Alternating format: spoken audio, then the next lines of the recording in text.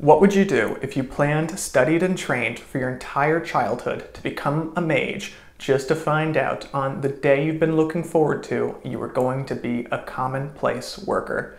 Well, the Divine Apostasy tackles that question. Let's talk about it.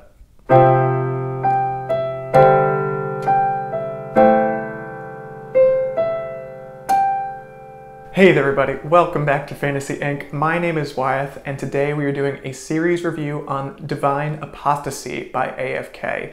This is a lit RPG progression fantasy series, and I feel like it holds its own with the best of the best in this genre. To give y'all some general information, this series currently has 8 books out, at least when it comes to the audio platforms, and they are stupendous. And I had such a fun time with this series. And I gotta say, I think I blew through all 8 books within 3 weeks. And yes, y'all probably know if you've checked my channel out previously, I am addicted to audiobooks. But still, that's pretty dang good for me. I could not put this series down. Now, to go ahead and give y'all a semi-spoiler-free review, our main protagonist, Ruin Starfield, has just turned 16. And on everyone's 16th birthday in this world, they actually are appraised by their god or goddess and are given a classification for their job for the rest of their life. Now, to give y'all an idea of the roles that are applicable for this country of origin, at least in Uru, I've placed them right there. And Ruin Starfield himself has trained tirelessly. When I say trained, I really mean studied to become a mage. And to become one, you need either deep pockets or a very high intelligence score. And this is actually the interesting part about this series, is you just jump in immediately to a lit RPG world. Now, there's no really guidelines in the first book of, how the system started, why they have access to their interfaces to steal their stats. So it's not an isekai. This is very much this universe that Ruin Starfield, our protagonist, is being a part of and is being dragged into the intricacies of it. Now, as I said in the beginning hook of the video, yes, Ruin Starfield becomes a worker, and this is almost the worst case scenario he could actually imagine. Now, like many of his other countrymen, everyone looks down on workers as the basic class, and Ruin now has to deal with the consequences of being put in this set of society. Now, obviously, there's a little more to it, and I'm not going to jump into those spoilers, but I will say he is actually given some extra abilities and is able to really make his own way in this world. And by making his own way, he is really thrown into the grinder. He is having to find a way to survive when it comes to assassins, when it comes to dungeons, when it comes to organizations or even gods that want to take him out. And y'all have to pick this one up if you haven't already to find out why. But I'll tell you this right now, you will not be disappointed.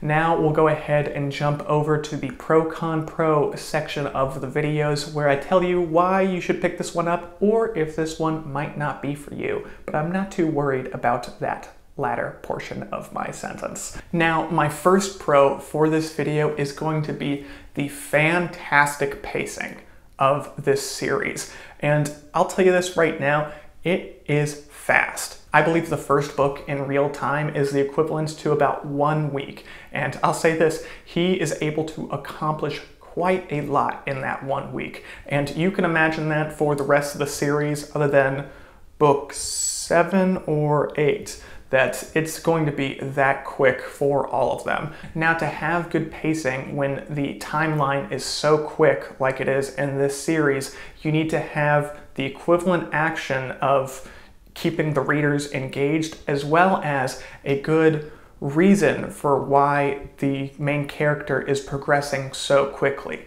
Now, you can't just have a book that is like this one, 1 week, with the character kind of just having windfalls and just gaining mental fortitude or more power just out of the blue. No, it needs to be worked for and achieved for, but it needs to make sense for the plot and the timeline of the series itself, and it very much does so in this book. Now, my con for this series is the overthinking element of our main protagonist.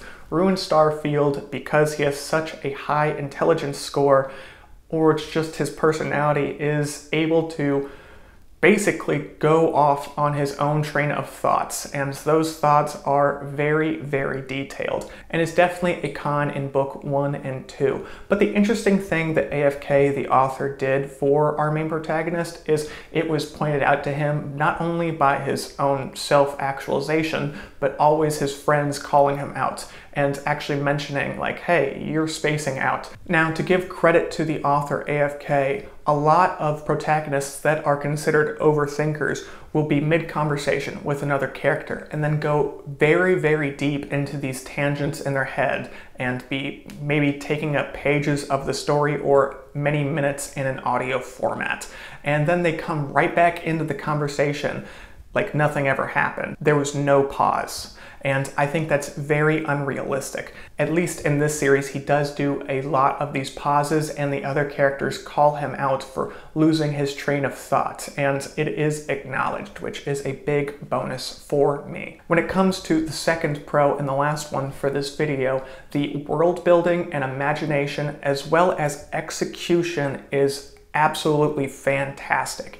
AFK is able to really have outlandish ideas about what this world has the potential of being, whether that be the dungeons and their sentience, whether that be the divine realms or the infernal realms. There are so many examples of really, really outlandish ideas that are executed beautifully, and I have to admit, I was enraptured the whole time.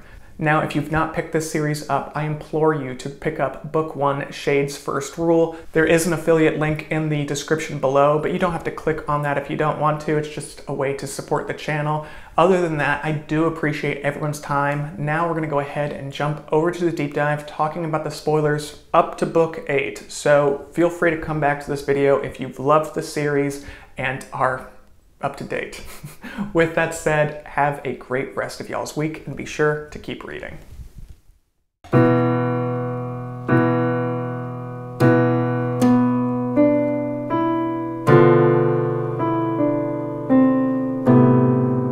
Well, it looks like Ruin's cover is finally blown after Book 8. The gods have realized that Ruin has ascended to divinity, and they are realizing that taking on an axiom is a fairly tall order. Now, before I rush to my thoughts on Book 8, I want to go over some of my favorite things about this series. Specifically, my favorite character, arc, as well as theme. Now, when it comes to my favorite character, this is a very tall order, and I think, even though I really do love Ruin as a protagonist, he's done a lot of character development and character improvement in my opinion, I have to go with Blappy here. I think Blappy is such an interesting idea. The fact that this divine being is in charge of not only the pack, but as well as the most notorious dungeon in the entire world, and is doing this all from Penn's divine dimension, blows my mind. And I always get such a kick out of Blappy's appearances when she just comes in with a gong and is able to almost ruin everyone's day, but you know, be surprised on occasion when these younger kids are able to throw a wrench in her plan, and specifically Ruin is able to do just that. When it comes to my favorite arc, it is definitely going to be the Bamboo Step Trial in Book 7. I thought it was awesome. I was so impressed with Ruin's ability to really realize his own humility through going through the steps, and the author was able to build out Ruin's experiences in Book 7 so well. He comes to the trial thinking that he's mastered the steps, that he knows everything, but even though he's going against the grain and helping his other classmates, he's able to do so and learn himself while also teaching. And when it comes to the final battle between himself and the other masters, whether that be Mist, Thorn, or Dusk, he is able to take them out so gracefully by yet again gaining some more power and understanding harmony. And at the end of the book, when he loses his classmates to the aspects of the infernal realm, it was heartbreaking, but Ruin learned a very valuable lesson. If you know someone is going to hurt other people after you encounter them and you have the ability to put them down, it's a good idea to do so. To that point, however, in book 8, he realizes that he can't just put down anyone who gets in his way. He realizes that he's going to be a tyrant if he continues down that path. So yet again, he has to understand balance. And that actually leads me to my favorite theme, which is balance with specifically the hard truths that Ruin is having to realize.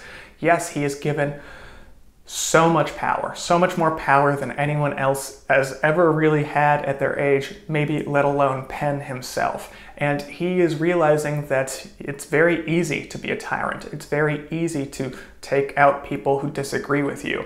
But he learns through his interactions, whether it be with the bard attacking him in book 8. Yes, these people are upset with how the country is being run or their own deaths previously after being attacked by the other gods 10,000 years ago. And he needs to understand that yes, they're going against the whole society that he's trying to build, but at the same time, it is out of fear and desperation and being cajoled as well. So he's having to really balance his power with his morals, which is such an interesting and really well done theme that we do see a lot in other books, but it does not disappoint here. When it comes to that final fight scene in book 8, those gods did not know what they were in store for. Ruin, who has not only mastered the steps, harmony, his void band, the architect role, or even his own mental fortitude, is too much for these gods to handle, and they realize it a little bit too late. And now that they have found out that Ruin has stepped into divinity in probably the shortest time ever recorded, I believe it's only been a year and a half, and he spent most of that time off-world, which was another great arc, I have to say. It goes to show you that he is not one to mess with. And even though all these events have happened in such a short amount of time, AFK's pacing is fantastic. We're not waiting in the wings for some action to happen. You know, we're on the edge of our seats throughout almost all of these books, and I am just so impressed, I have to say. Now in the comments, I would love to hear y'all's thoughts on this one. This is probably going to be definitely up there in my top 5 for series I've read this year, and I'm so excited for book 9. With all that said, thank you again for everyone's time. I hope everyone has a fantastic rest of your week, and be sure to keep reading.